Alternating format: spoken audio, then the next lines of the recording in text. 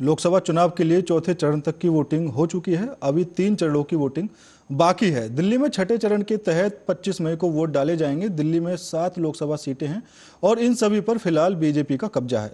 इस बार बीजेपी ने उत्तर पूर्वी दिल्ली को छोड़कर बाकी 6 सीटों पर उम्मीदवार बदल दिए हैं। कभी एक दूसरे की धुर विरोधी रही कांग्रेस और आम आदमी पार्टी ने इस बार के लोकसभा चुनाव में हाथ मिला लिया है। इंडिया गठबंधन के तहत आप दिल्ली की 4 सीटों पर चुनाव लड़ रही है, जबकि कांग्रेस ने 3 सीटों पर उम्मीदवार खड़े किए हैं। CSDS लोकनीति के आंकड़े बताते हैं कि दिल्ली में जिस पार्टी की धमक रही है, केंद्र में भी उसी की सरकार बनी है। 1998 के इलेक्शन में बीजेपी ने दिल्ली की 6 सीटें जीती, केंद्र में बीजेपी प्लस की सरकार बनी। इसी तरह 1999 में पार्टी ने 7 सीटों पर जीत हासिल की और केंद्र में सहयोगियों के साथ मिलाकर सरकार बनाई। 2004 में कांग्रेस ने दिल्ली की 6 सीटें जीती और केंद्र में यूपीए की सरकार बनी। 2009 में पार्टी ने सभी 7 सीटें जीती और केंद्र में सरकार रिपीट हुई। इसी तरह 2014 और 2019 के इलेक्शन में बीजेपी ने दिल्ली में क्लीन स्वीप किया और केंद्र में मोदी की सरकार बनी। 2004 और 2009 के लोकसभा चुनाव में कांग्रेस ने टॉप परफॉर्मेंस दिया था। पार्टी ने 2004 में दिल्ली की 7 में से 6 सीटें जीती थी, उसे 55% वोट मिले थे। 2009 के इलेक्शन में कांग्रेस ने 7 में से 7 सीटें जीत ली, वोट शेयर बढ़कर 57% हो गया। 2014 में मोदी लहर में कांग्रेस नाकाम रही, कांग्रेस का वोट शेयर गिरकर 15% हो गया, एक भी सीट नहीं मिली। जबकि 2019 में इलेक्शन में कांग्रेस का वोट शेयर बढ़कर 23% तो हुआ, लेकिन इस बार भी कोई सीट नहीं मिल पाई। दोनों चुनावों में बीजेपी ने सभी सीटें जीती थी। 2014 में बीजेपी का वोट शेयर 46% और 2019 में 57% रहा। इससे पहले 2014 के चुनाव में बीजेपी ने 1 सीट जीती थी। 2019 के चुनाव में पार्टी को कोई सीट नहीं मिली थी। 2014 और 2019 के इलेक्शन में आम आदमी पार्टी बैकफुट पर थी।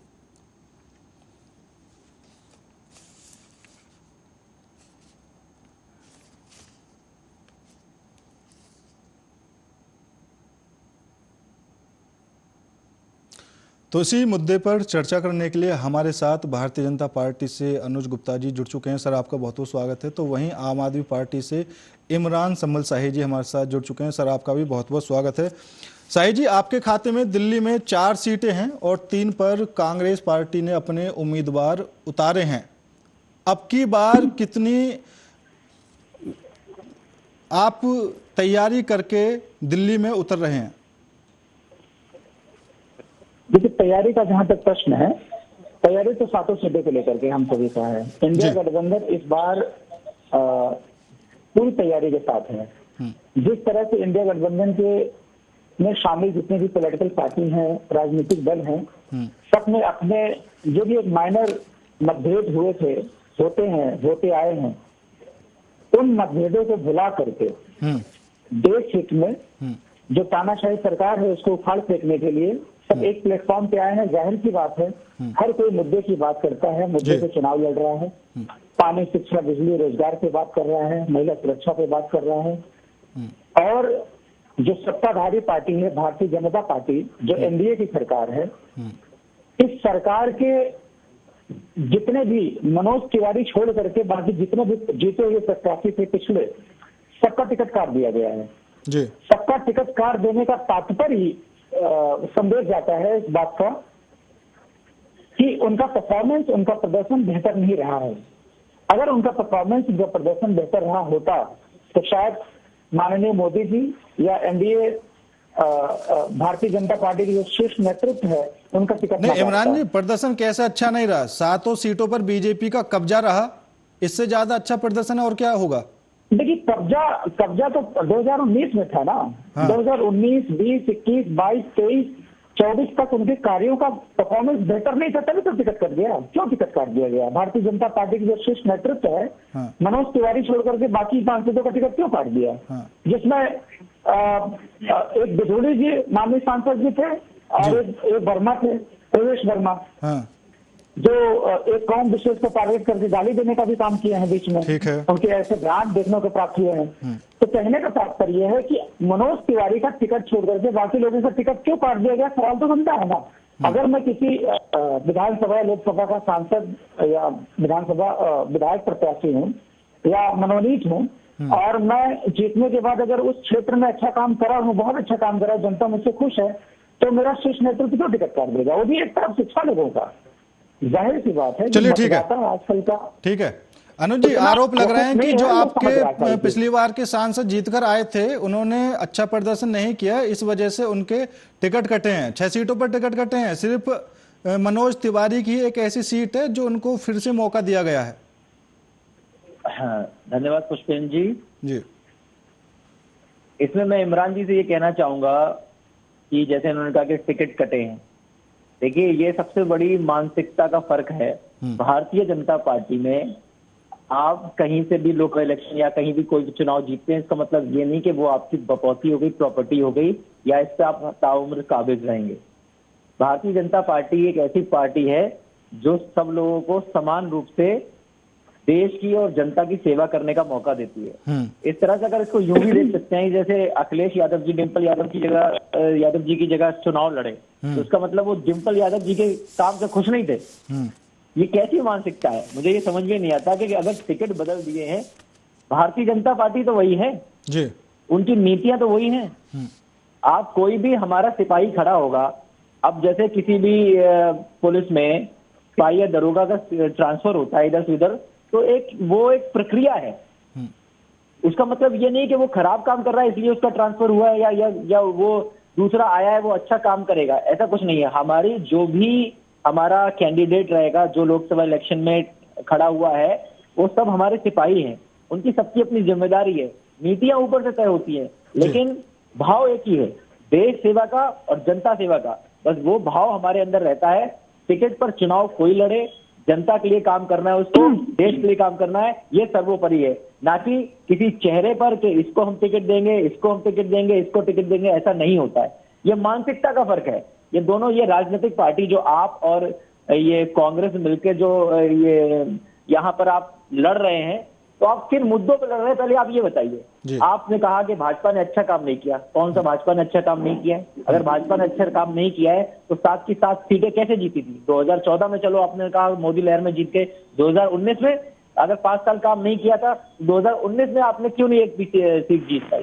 भारतीय जनता पार्टी काम कर रही है, धरातल पर काम कर रही है, इसलिए उसका वोट बैंक पहले से बढ़ता जा रहा है और आगे भी बढ़ेगा। आने वाले चुनाव में जो ये हो रहे हैं 7 की 7 सीटें फिर से भारतीय जनता पार्टी के खेमे में जाएंगे। ठीक है इमरान जी, सबसे जो पहले मुद्दा आम आदमी पार्टी ने उठाया था वो कांग्रेस पर ही उठाया था। उन्होंने भ्रष्टाचार के आरोप कांग्रेस पर लगाए, कई तरह का उन्होंने विरोध भी किया। अब आपने कांग्रेस से गठबंधन भी किया। आपके दिल्ली के पूर्व विधायक इस बात पर नाराज भी रहे और उन्होंने पार्टी दफ्तर में भी विरोध प्रदर्शन किया। इस बात से नाराज होकर आपकी पार्टी के अरविंदर सिंह लवली पार्टी छोड़कर चले गए। ऐसी क्या वजह रही कि भाई बीजेपी को रोकना है, बेशक हमें किसी से भी हाथ मिलाना पड़े? देखिए, कोई किसी पार्टी को छोड़ के किसी दूसरे पार्टी में जा रहा है, उसका व्यक्तिगत फैसला है, कोई कहीं भी जा सकता है जी। मैं तो कहता हूँ इच्छा से किसी भी पार्टी में जा सकते हैं, लेकिन यहाँ तो भारतीय जनता पार्टी दूसरी पार्टी के सांसदों विधायकों को तोड़ करके खरीद करके अपने पार्टी में शामिल करा रही है। अभी हमारे मित्र अनुज भाई ने जो कहा बपौती नहीं है, तो क्या माननीय प्रधानमंत्री नरेंद्र मोदी जी की बपौती है क्या? तीसरी बार प्रधानमंत्री वो खुद बनेंगे। जब उन्होंने खुद नियम बनाया था कि 75 साल होने के बाद लाल कृष्ण आडवाणी जी समेत तमाम जो 4-5 बड़े नेताओं को उन्होंने 75 साल की उम्र की वजह से साइडलाइन कर दिया था, क्या 75 साल की उम्र सीमा उनके ऊपर लागू नहीं होता? अगले साल 2025 में सितंबर में उनका 75 साल पूरा हो रहा है। तो वही उसी बात पे तो हमारे मुख्यमंत्री, हमारे नेताजी ने कहा कि हो सकता है कि 75 साल का अनुपालन करने के बाद अगर नरेंद्र मोदी जी प्रधानमंत्री पद से पदच्युत होंगे तो अमित शाह जी को बनाया जाएगा। तो बपौती सिर्फ विधायकी और सांसदीय के प्रत्याशियों के लिए नहीं होता है। नहीं तो अमित शाह तो खुद ही बोल चुके हैं कि 2029 तक मोदी ही प्रधानमंत्री रहेंगे। बीसीसीआई का सचिव बना दिया जो उनकी बपौती है क्या? कितने क्रिकेट मैच खेले हैं वो जी?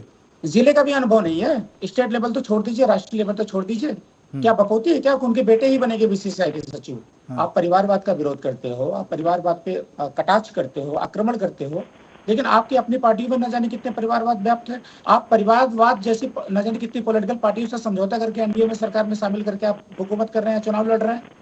देखिए, दिखावे के कुछ और, बोलने के कुछ और, इसमें बहुत डिफरेंसेस होते हैं। और जहां तक भारतीय जनता पार्टी की सरकार ने, उन्होंने कहा मुद्दे क्या है, इंडिया गठबंधन के अलावा भारतीय जनता पार्टी का कोई भी नेता, देश का प्रधानमंत्री, उत्तर प्रदेश का मुख्यमंत्री भी सिर्फ मुसलमान, मंगलसूत्र, 80-20, इसके अलावा कौन से मुद्दे की बात कर रहे हो आप? पिछले 10 साल के कामों को गिना रहे हो आप जनता के बीच में जाके कभी डंकी के चोट पे बोल पाए रोजगार के नाम पे वोट करो, मैंने रोजगार अच्छा दिया है, मैंने पानी, शिक्षा, बिजली पर बहुत अच्छा काम करा है, मुझे वोट करो, मैंने हेल्थ में बहुत अच्छा डेवलपमेंट किया, वोट करो, वरना मत करना। इतनी हिम्मत ही नहीं है। आप पोलराइजेशन की राजनीति कर रहे हो, आप मुसलमानों को इनडायरेक्टली गाली दे रहे हो, ऊपर से कह रहे हो कि मैं मुसलमानों को गाली नहीं देता। तो कहने का मतलब मुसलमान शब्द आपकी जबान से क्यों निकल रहे हैं? पाकिस्तान शब्द जबान से निकलते हैं, 80-20 की जबान से निकलते हैं, रामनवमी शब्द जबान से निकलते हैं, मंदिर मस्जिद का मुद्दा जबान से निकलते हैं। क्या पिछले 10 सालों के कामों को, पिछले 7 सालों के कामों को आपके पास एक भी काम नहीं गिनाने के लिए? इंडिया गठबंधन का हर नेता, चाहे राहुल गांधी जी हो, चाहे अरविंद केजरीवाल जी हो, चाहे मुलायम सिंह यादव, कोई भी हो, हर कोई मुद्दे की बात कर रहा है, हर कोई जनता के बीच जा रहा है कि ये मेरा मुद्दा है, मैं मुद्दे की राजनीति कर रहा हूँ। अगर आपने बहुत अच्छा हेल्थ करा, मैं इलाहाबाद में हूँ, बैठा हूँ, आइए इलाहाबाद में मैं आपको चैलेंज करता हूँ, आइए सरकारी स्कूलों का मुआयना कर लेते हैं, यहाँ की जो प्राइमरी स्कूल है, मिडिल स्कूल का, यहाँ के जो राजकीय इंटर कॉलेज है, देख लीजिए वहाँ की बिल्डिंग है। नहीं चलिए ठीक है इमरान जी, प्राइवेट सेक्टर में ठीक है। जो निजी स्कूल का इतना ठीक है। ज्यादा एस्टेब्लिशमेंट हो रहा है, ठीक इतनी है। स्थापना हो रही है, उसकी सबसे बड़ी वजह है कि हाँ। सरकारी सेक्टर को खराब कर दिया जा रहा है। हाँ। मुझे याद है मित्र, मुझे याद है कि जब बीएसएनएल का सिम लेने के लिए होड़ मचती थी, कांग्रेस की सरकार थी, 1600-1700 रुपए का लोग बीएसएनएल के सिम खरीदते थे, बीएसएनएल के सिम मिलता नहीं था। यानी कि सरकारी कंपनी का कितना डिमांड था, लेकिन आज के दौर में बीएसएनएल का सिम है तो उसे तोड़ के फेंक दे रहे हैं लोग। तो सरकार जिम्मेदार है कि इमरान जी, अभी आप बोल रहे हैं कि जो सत्ता में वही ना जिम्मेदार होगा। हाँ, इंडिया गठबंधन के लोग मुद्दों की बात करते हैं, अभी आपने बोला, तो ये कौन सा मुद्दा है? अभी राहुल गांधी के अलग मुद्दे हैं, अरविंद केजरीवाल के अलग मुद्दे हैं, सभी ने अपना अलग अलग मैनिफेस्टो बनाकर तैयार किया हुआ है। अगर आपकी सरकार आ भी जाती है तो भाई मानने किसका होगा? अगर भारतीय लड़ाई तो जनता यहीं पर शुरू हो पार्टी, जाएगी। जो आम आदमी पार्टी का एजेंडा है, जो इंडिया गठबंधन का जो सोच है, उसके अकॉर्डिंग काम करे, हिंदू मुस्लिम करना बंद कर दे, सारे भारतीयों को समान दृष्टिकोण से देखे, मुसलमानों को भी टिकट दे, मुसलमानों के साथ प्यार करे, मोहब्बत से पेश आए, लेकिन मुसलमानों के बीच नफरत की भावना फैला करके, सिर्फ पोलराइजेशन की राजनीति करके सत्ता हासिल करना कब तक कर लोगे? 10 साल और हो गया। ठीक है ठीक है इस बात ठीक को है आप अनुज मान जी, रहे हो, नफरत की लेकिन अगर राजनीति, आपके साथ सब जीत भी रहे हैं तो कब तक जीतते रहोगे? ठीक है अनुज जी। इमरान जी आपसे हैं, आप पार्टी से है ना शायद? हेलो अनुज जी बोलिए। जी, इमरान जी आप पार्टी से हैं? जी जी आपसे मैं इमरान जी से ये कहना चाहूंगा कि आपकी मतलब मुझे लगता है कि जानकारी बहुत कमजोर है। अगर आपको याद होगा तो आपके मुख्यमंत्री जी ने, जो आपके हैं अरविंद केजरीवाल जी ने कहा था, जब पहली बार उन्होंने कांग्रेस से गठबंधन किया था और बाद में इस्तीफा दिया था मुख्यमंत्री पद से, तो कहा था मैं आजीवन कांग्रेस से समझौता नहीं करूंगा, अलायंस नहीं करूंगा। याद है कि नहीं याद है? आज मुझे ये भी याद है कि भारतीय जनता पार्टी के लोग कहते थे कि नीतीश कुमार को अपनी पार्टी में शामिल नहीं करूंगा, मर जाऊंगा लेकिन नीतीश कुमार को अपनी पार्टी में शामिल नहीं करूंगा। मुझे भी याद है, आप अपने पे रहिए। चलो जरा मुझे ये भी याद है कि ओम प्रकाश राजभर को आपकी पार्टी के लोग गाली बकते थे, लेकिन ओम प्रकाश राजभर को शामिल कर लिया गया। तो आप मुझे भी याद है। सुन लीजिए ना, आप वही करोगे क्या जो कांग्रेस की गलतियां हैं, जो हमारी गलतियां हैं, उस गलतियों को दोहराओगे क्या? आप कुछ नया करो ना, कुछ बेहतर करो ना। तो मैं आगे चल रहा हूँ, सुन लीजिए इमरान जी। आपने कांग्रेस से गठबंधन किया, ठीक है, आप भ्रष्टाचार को खत्म करने के मुद्दे पर आपने सरकार बनाई, कहा कि हम देश से भ्रष्टाचार खत्म करेंगे। शराब घोटाले में आपके अरविंद केजरीवाल हजारों करोड़ के रिश्वत के आरोपी हैं, जो फिलहाल अभी बेल पर बाहर है, 1 तारीख को फिर से अंदर जाना है। सुन लीजिए, जमानत मिलने से आरोप मुक्त नहीं होता है कोई, जमानत मिलने से आरोप मुक्त नहीं होता है कोई, आरोप अभी भी तय होने बाकी हैं, वो हेयरिंग चल रही है। तो आपकी पार्टी में जो बड़े बड़े नेता हैं उनके मुकदमे क्यों वापस ले लिए गए हैं? आपकी पार्टी में शरद पवार 70,000 करोड़ रुपए का घोटाला, यही भारतीय जनता पार्टी उनके ऊपर ब्लेम करती थी, उनको पार्टी में शामिल करा के दो हो गए। ठीक है बाद में झांकिए, उसके बाद सवाल करिए भ्रष्टाचार के खिलाफ। दिल्ली की शराब नीति के बारे में जानते हैं? कुछ भी पता है उस बारे में, है कि नहीं है? एक्साइज पॉलिसी की बात करेंगे, चलिए इस पर डिवाइड हो जाए। एक्साइज पॉलिसी क्या है? एक्साइज पॉलिसी विरोध क्यों हो रहा है बताइए? शराब नीति का विरोध क्यों हो रहा है? आपको पता है एक्साइज पॉलिसी क्या है? दिल्ली की जो सरकार की एक्साइज पॉलिसी क्या है बताइए, कौन सी पॉलिसी है? मैं आपसे पूछ रहा हूँ, आप बताएंगे, आप मुझसे क्वेश्चन कर रहे हैं। अनुज जी आप अपनी बात जैसे लोग जो कहते हैं एक पे एक फ्री होता है, आप व्हाट्सएप यूनिवर्सिटी का ज्ञान आप लोग मुख्यमंत्री ने कहा, एक्साइज पॉलिसी समझते नहीं आप आपके मुख्यमंत्री ने कहा था कि मैं कोई भी वीआईपी सुविधाएं नहीं लूंगा, मैं वीआईपी घर में नहीं रहूंगा, अपने बंगले पे करोड़ों रुपए खर्च कर रहे हैं, सिक्योरिटी पे करोड़ों रुपए खर्च कर रहे हैं, तो वो आम आदमी कहाँ रह गए? उन्होंने कहा था मैं आम वीआईपी कल्चर खत्म करूंगा। अरे और जब आपके तो मुखिया नरेंद्र मोदी जी, क्या मैं तो फकीर हूँ? अरविंद क्या फकीर को 2 लाख का, एक झूठे नेता है, फकीर कोई 2 लाख का सूट अरविंद पहनता है? केजरीवाल जी एक 10 झूठे करोड़ नेता की है जो कहते कुछ थे, आज कर कुछ रहे हैं, और आने वाले समय में उनको अपनी सीट बचानी मुश्किल पड़ जाएगी, आप देख लेना। और आप ये लोकसभा में क्या ही आप लड़ेंगे, किस मुद्दे पे लड़ेंगे? आपके पास कोई मुद्दा ही नहीं है। और आप कह रहे हैं भाजपा ने किया नहीं है। भाजपा ने क्या नहीं किया है? हर गरीब घर की महिला को गैस कनेक्शन दिया है, जहां शौचालय नहीं थे वहां शौचालय बनवाए हैं, जिनके पास घर नहीं था उनको घर दिया है, लाइट 24 घंटे। आप किसी भी जगह चले जाइए, उत्तर प्रदेश की मैं बात करूं जहां मैं रहता हूं, उत्तर प्रदेश में, आप भी शायद इलाहाबाद में रहते हैं, हर जिला मुख्यालय से लेकर तहसील मुख्यालय तक 24 घंटे लाइट अगर किसी ने दी है तो बीजेपी सरकार ने दी है।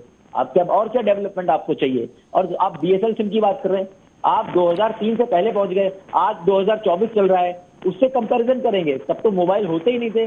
ये तो प्रोग्रेशन है ना। आप टेक्नोलॉजी के साथ आगे बढ़ेंगे कि पीछे जाएंगे? बीएसएनएल की सिम तब 2400 में आपने खरीदी थी कि आज भी 2400 में खरीदेंगे?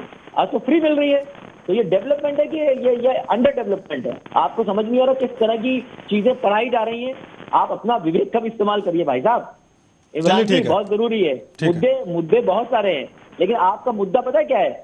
सिर्फ मोदी जी को रोकना। और वो भी क्यों रोकना? क्योंकि आपके अंदर, आपकी पार्टी में, चाहे कांग्रेस हो चाहे आप हो, उसमें जो भ्रष्ट जो आपके नेता हैं, जो भ्रष्ट मंत्री हैं, उन पे कोई शिकंजा ना आगे कर सके। अब ये मोदी जी की जो नीति है ना, जितने भी भ्रष्टाचार जिन्होंने किया है वो सब सलाखों के पीछे जाएंगे। इसलिए सारे नेता डरे हुए हैं कि मोदी जी एक बार और आए तो पता नहीं क्या होगा। अभी 2 बार हुआ है। वापस आऊंगा। ठीक है इमरान जी, जब तक केजरीवाल जी जेल के अंदर रहे तो उनकी बीवी सुनीता केजरीवाल ने पूरा मोर्चा संभाल कर रखा, और जब वो बाहर आए तो एक तरह का माहौल भी बना कि अरविंद केजरीवाल दिल्ली में जनता के बीच में उतर गए हैं और अब एक नया माहौल बना देंगे, क्योंकि जेल से आने के बाद एक जनता के बीच में जाना सहानुभूति अलग मिलती है। लेकिन अभी जो नई नई खबरें निकलकर सामने आ रहे हैं, आपकी मंत्री स्वाति मालीवाल के साथ जो मारपीट के आरोप लग रहे हैं केजरीवाल के पीए विभव कुमार के खिलाफ, ये पूरा माहौल चेंज करने का काम कर रहे हैं। देखिए, स्वाति मालवीय जी हमारी पार्टी की वरिष्ठ सदस्य हैं, सांसद महोदय हैं। हाँ। उनके बारे में आदरणीय सांसद संजय सिंह जी ने स्पष्ट कर दिया है प्रेस कॉन्फ्रेंस में कि विभव कुमार ने अगर उनके साथ बदतमीजी करी हो, उनके खिलाफ कार्रवाई होगी। उन्होंने कल प्रेस कॉन्फ्रेंस करके इसको क्लियर कर दिया है। हमारी पार्टी का अंदरूनी मसला है, इसको हम निपटा रहे हैं। और जहां तक हमारे मित्र अनुज भाई की बात है, ये बार बार यही सवाल कर रहे हैं कि आपके पास मुद्दे क्या है। भाई मेरे पास हिंदू मुसलमान का मुद्दा नहीं है। सारे भ्रष्टाचारी आपकी पार्टी में शामिल होकर के दूध के दूल्हे कैसे हो जा रहे हैं? ये कैसे तय हो सकता है कि एनडीए सरकार में शामिल सारे राजनेता दूल्हे के दूल्हे हैं? उनके खिलाफ जितने भी भ्रष्टाचार के केसेस थे सब आप लोगों ने डिब्बे में बंद कर दिया। और ईडी सीबीआई जो सरकारी एजेंसियां हैं जिसका आप दुरुपयोग कर रहे हो, सिर्फ विपक्षी दलों के, राजनीतिक पार्टियों के छोटे मजले और बड़े नेताओं के खिलाफ। यानी कि भारतीय जनता पार्टी, मतलब कि उनकी पार्टी में जितने भ्रष्ट नेता जिनके खिलाफ कुछ, भारतीय जनता पार्टी सबसे बड़ा उदाहरण, ऐसा तो 10 नाम गिना दो, 15 नाम गिना दो। शरद पवार के खिलाफ यही भारतीय जनता पार्टी 70,000 करोड़ रुपए का घोटाला का आरोप लगाई थी। पार्टी में शामिल करके डिप्टी सीएम बना दिया आपने। उनके आरोप कहाँ गए? घोटाला कहाँ गए? माननीय नरेंद्र मोदी जी अपने चुनावी पर्व में कहते हैं, जनता को संबोधित करते हुए कहते हैं कांग्रेस और उसका अडानी का क्या संबंध है? जिस ऑटो का जिक्र करें उस ऑटो का नंबर आप ट्रेस करिए, आपकी ईडी सीबीआई है, फिर आप जांच कमेटी बैठवा दीजिए, उनको गिरफ्तार करिए। फिर तो कहने का मतलब ये है कि भारतीय जनता पार्टी एक ऐसी पार्टी है, मैं पिछले 10 सालों से देख रहा हूं, जनता उनको 2 बार मौका दिया, दिल्ली में 3 बार से लगातार बुरी तरह हारे हैं, कई राज्यों में हारे हैं।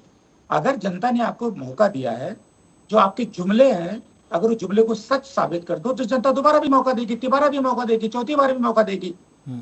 लेकिन 2 करोड़ का रोजगार देने का वादा करने वाली भारतीय जनता पार्टी निजी कंपनियों, निजी रोजगार की बात तो छोड़ दीजिए, सरकारी महकमे में उत्तर प्रदेश में मैं रहता हूं, संस्कृत विद्यालय, माध्यमिक विद्यालय, जीआईसी, हजारों वैकेंसीज हैं टीचिंग के। पिछले 7 साल से योगी जी हैं सरकार में, लेकिन एक भी वैकेंसी भरी नहीं जा रही है। 7 सालों से संस्कृत विद्यालय से लेकर माध्यमिक विद्यालयों की वैकेंसी रिक्त है, उसे भर नहीं पा रही है। पुलिस की भर्ती हो रही, लीक हो जा रहा है। कोई भी भर्ती हो रही, लीक हो जा रहा है। लीक क्यों हो रहा है? आपका तो लीक हो जा रहा है तो हम उसके खिलाफ कार्रवाई कर रहे हैं ना। लीक ही क्यों हो रहा है? क्या आपके पास एजेंडा नहीं है युवाओं के लिए सोचना? क्या आपके पास एजेंडा नहीं है महिलाओं के लिए सोचना? क्या आपके लिए एजेंडा नहीं है? आप बिजली की बात करते हैं, देखो याद आ गया, 24 घंटे बिजली की आपने बात करा था। जब होली का पर्व आता है, दीपावली का पर्व आता है, तो माननीय मुख्यमंत्री जी कहते हैं 24 घंटे पहले, होली के एक दिन पहले, होली के एक दिन बाद तक 24 घंटे बिजली दी जाएगी। जब 24 घंटे बिजली आती है तो दी जाने का क्या मतलब है? इसका मतलब नहीं आती है। नहीं, ये बात कब बोली? ये बात कब कही इमरान जी? क्यों हंस क्यों रहे हो अनुज भाई? आप बताइए कि माननीय मुख्यमंत्री जी को ये तो किस बोलना जिले में पड़ता है 24 कि घंटे बिजली त्योहार नहीं आ के रही 2 दिन है? पहले 2 दिन बाद तक हम 24 घंटे किस- बिजली देंगे। अगर 24 घंटे बिजली आ रही है तो सुनिए, उनको किस देने की जिले में आवश्यकता 24 क्या घंटे है? बिजली नहीं आ रही, जरा बताएंगे आप? नहीं, आप बताइए कहाँ आ रही है, क्यों जिक्र यूपी करते के हैं? किस जिले मेरे में सवाल का 24 जवाब घंटे बिजली बताइए नहीं आ आप रही है? कि जरा आप योगी बताइए। आदित्यनाथ जी, माननीय मुख्यमंत्री जी, किसी भी पर्व के 1-2 दिन पहले क्यों अनाउंसमेंट करते हैं कि 24 घंटे बिजली रहेगी? जब 24 घंटे बिजली आ ही नहीं रही है इमरान तो जी, क्यों अभी कहते तो हैं? काफी वक्त से हमने सीएम साहब देखिए को इस तरह देखिए, का अनाउंसमेंट आपका करते जो हुए देखा विकास भी है ना, नहीं तो है। कागजी पहले जो विकास है, हालात थे वो कागज पे तो है, काफी यहाँ तक कि दिखता हुआ सुधार नहीं हुआ है। है उनमें। पूर्वांचल के जिलों में चले जाइए, पूर्वांचल के जिलों के गांवों में चले जाइए, आपको समझ में आएगा कितनी बिजली आती है। इमरान जी, या तो आपको और जहां सपने तक आते हैं शौचालय दिन की में। बात करा है, घर सुनिए, की बात करा है, अरे जो अरे आप शौचालय बात आप तो- दे रहे चलिए हो ठीक है ना, इमरान जी, एक एक बार घंटे अनुज जी की बात पूरी होने दीजिए। बनवाते ठीक है अनुज जी सुनिए बोलिए। सुनिए इमरान जी, या तो आप सपनों में जीते हैं, या तो कोई आपको गलत ट्रेनिंग कि भैया यूपी के जिले में आप, मुख्यमंत्री जी ने ये कब कहा कि होली के एक दिन पहले, होली के एक दिन बाद तक 24 घंटे लाइट दी अरे जाएगी? भाई, 24 कब घंटे कहा लाइट आ न्यूज़पेपर रही में है। हेडलाइन छप के आती है।